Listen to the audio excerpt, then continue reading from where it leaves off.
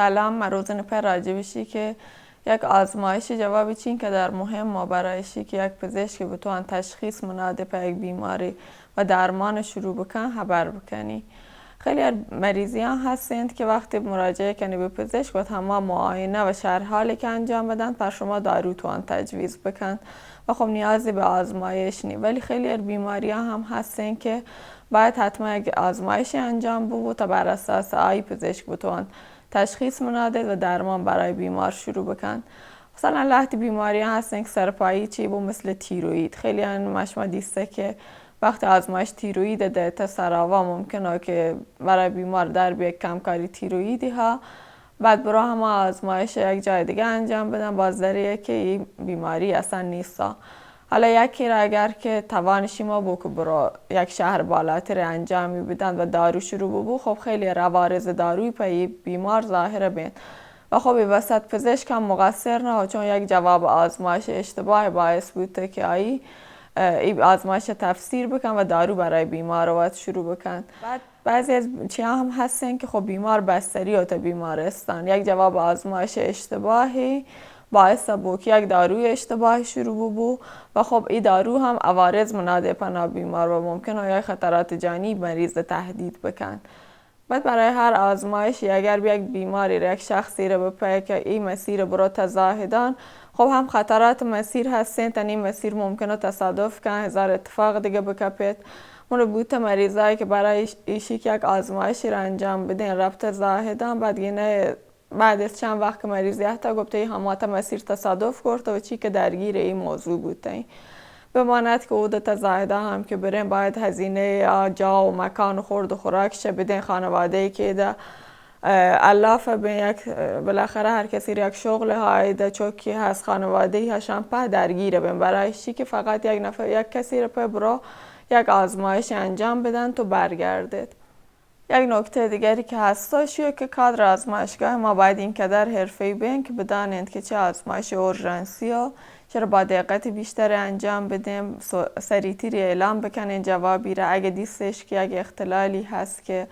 چی واتجان بیماری سر و کارها و باید سریع اصلاح بو نیاز به یک اقدام فوری ها چرا سریعتر به پزشک بیمار یا با بیمار اگر سرپایی یا اطلاعی بدین و حساسی بکنین مریضه نسبت به شی که سریع به پزشک مراجعه بکن و نباید جواب دهی آزمایشات این قدر طول بکشید که هر مریضی برای شی که جواب آزمایش بگیره 10 روز تا 2 هفته محتل بو تا جایی که آیا این مریضی یا برطرف بود تا یا شی که بدتر بود و خب کاری به بستری کشته یا کلا رفته دیگه جایی مراجعه کرده برای شی که دوباره آزمایش بدن.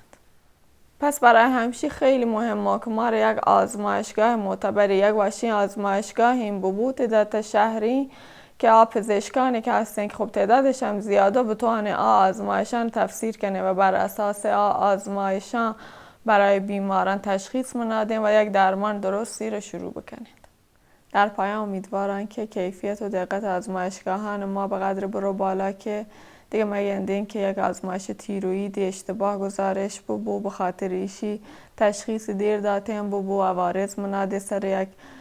بیماری یک نوزاد بود که دچار عقب ماندگی ذهنی بو و کل زندگی تحت تاثیر قرار بگیرد یا بیماری بو که دفع پروتئینی بو کلیه مدت ها برای آزمایش بدن علائمی بود و آزمایش سالم گزارش ببین و آخر وقت تشخیص دادیم بو که ایشی دیگه کلیه ارکار کپتیم بو یا اینکه مریضی ها که مدت ها درد مفاصلی هست که احساس کند علائم روماتیسمی هستن ولی خب را آزمایش دادن ده پری داره نه یا همه چیز سالم داره یا ایشی که گنده که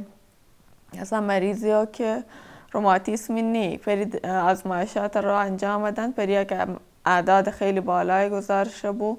و چون مدت ها داروهای مربوط به درمان روماتیسم استفاده کن که خب خیلی هم عوارضش ها ممکنه عوارضی تا آخر عمر پری بمانند دچار یک پوکی استخوان بو یک سری عوارض این چنینی پری منادید یا ایشی که یک موقع گینه که مریض رو یک آزمایش سرپایی انجام دادن یک CBC ما رو پای چک کنی که اصلا 1 ساعتی هم وقت نبا چرا رو انجام دادن بعد یه 2 روز بعد جوابی برگردید بعد گینه که یک هموگلوبین پایینی بود یک مشکلی بود که مثلا خیلیش باید درمان سریع پری انجام بودیم، ولی اصلا مریضش حساس نکرده. شو تمی آزمایش که بعد چندین روز داره رابطه تو رو ارتتا فرصت کرده پدا بیه به پزشک مراجعه بکن و خب شو ممکنه جانی رو به خطر دار بدن.